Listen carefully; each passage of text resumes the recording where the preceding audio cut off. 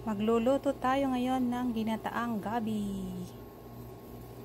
Yan na yung ating lulutuing gabi. Bale, in-steam ko na po siya mga guys para mas mabilis maluto. Bali, igigisa lang natin siya sa tinapa at coconut milk. Lagyan na natin ang mantika ng kawali.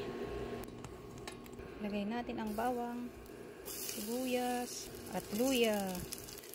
Next is tinapa.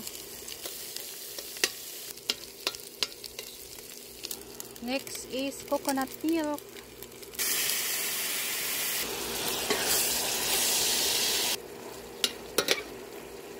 Hintayin natin lalabas ang mantika ng coconut milk at ilalagay na natin ang gabi.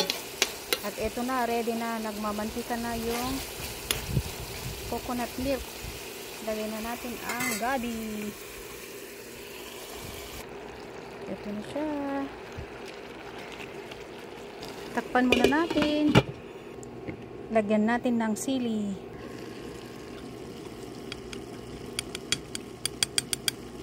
Konti lang yung ilalagay natin guys. Tapos yung vinegar. Tapos ismash ang mga sili para may anghang-anghang lahat ng gabi. At ini-mix together. Pwede na nating lagyan ng bagoong. Tapos haluin ulit. Takpan muna natin. Check na natin. At yan na nga ang ating ginataang gabi o laing.